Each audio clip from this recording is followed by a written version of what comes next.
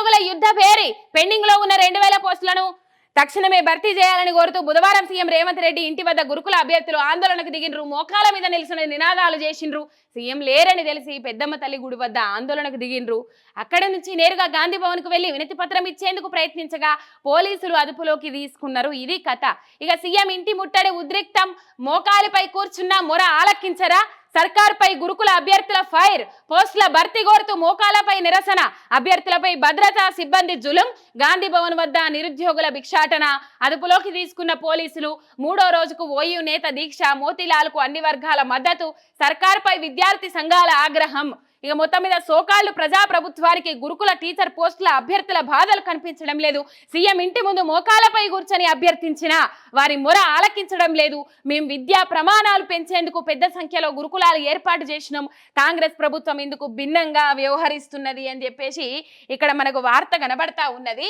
మొత్తం మీద మోకాళ్ళ మీద కొంగు జాపి అడిగినా కూడా కనీసం కనికరిస్తలేడు సీఎం. ఇటు సైడ్ చూస్తలేడు. ఒక విద్యాశాఖ మంత్రిని అప్పజెప్తియాలి. ఇట్లాంటి పరిస్థితి రాకపోతుండేనేమో, అయినా వస్తుండేనేమో, మరి చెప్పలేం. మొత్తం మీద ఇక ఉద్యోగాలు సంవత్సరం లోపు 2 లక్షల ఉద్యోగాలు భర్తీ చేస్తామని అన్నారు. పోయిన ప్రభుత్వంలో ఇచ్చిన నోటిఫికేషన్లను, పోయిన ప్రభుత్వంలో చేసిన ఉద్యోగాలను, పోయిన ప్రభుత్వంలో కల్పించిన అవకాశాలను ఈ ప్రభుత్వమే ఇచ్చినట్టు గొప్పాలు కొట్టుకుండ్రు, గప్పాలు ఊదిండ్రు. 30,000 ఉద్యోగాలు మేమే ఇచ్చినామని చెప్పేసి పెద్ద పెద్ద అక్షరాలతోని పేజీలల్లా రాయించుకున్నారు. ఇలా అసలు కత్తే 4-5 నెలల నుంచి వాళ్ళకు అసలు ప్లేస్మెంట్ ఆర్డర్ లేదు. అట్లనే ఆర్డర్ కాపీలు ఇచ్చి ఊకున్నారు, చేతులు దులుపుకున్నారు. కానీ ఇక జాయిన్ అయిన వాళ్ళు, పని చేస్తున్న వాళ్ళు, ఫర్ ఎగ్జాంపుల్ స్టాఫ్ నర్సులు 4 నెలల నుంచి ఇంకా జీతాలు లేవు. వాళ్ళ పరిస్థితి ఏంది అనేది మొన్న మనం తెలుసుకున్నాం, మాట్లాడినాం కూడా కొంతమందితోని. రైట్, ఈ అంశాలు కనబడతా ఉన్నాయి.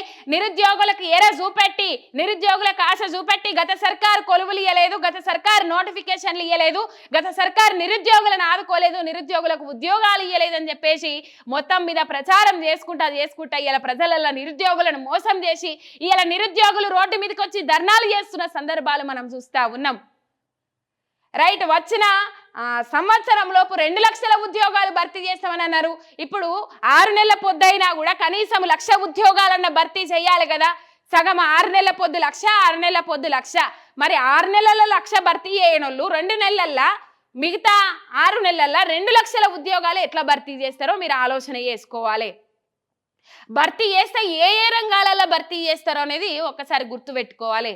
వాళ్ళు ఏవి ప్రకటిస్తలేరు, ఏవి చెప్తలేరు. కావాలనే తాటాకు సప్పులు చేసిర్రు, అలవి కానీ హామీలు ఇచ్చిర్రు.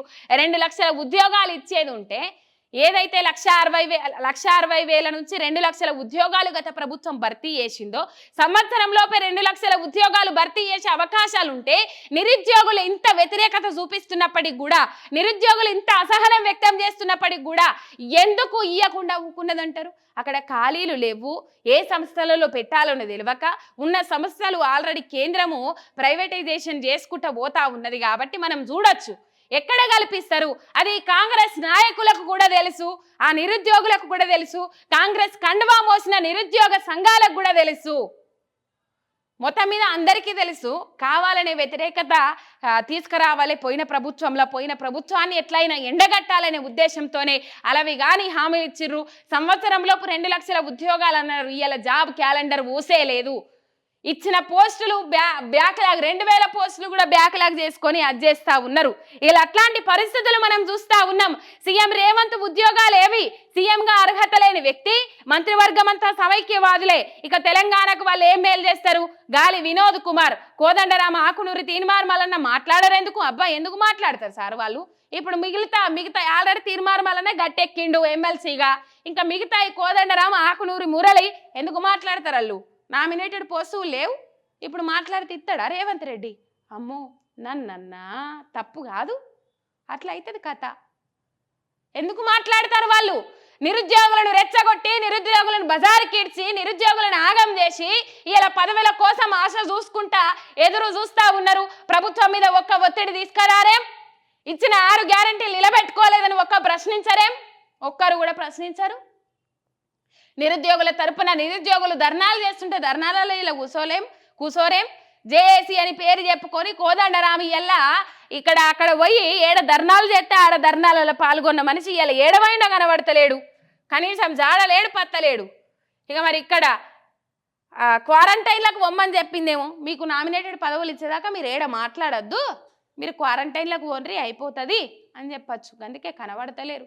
ఏనన్నా వాళ్ళ ఛానళ్లకు ఒకటి 2 జాగాలలో ఎక్కడన్నా ఇంటర్వ్యూలు ఇచ్చుకుంటారు, గంతే గానే కనబడతారు. కానీ మొత్తం మీద వాళ్ళు క్వారంటైన్లకు పోయినట్టే కనబడతా ఉన్నది.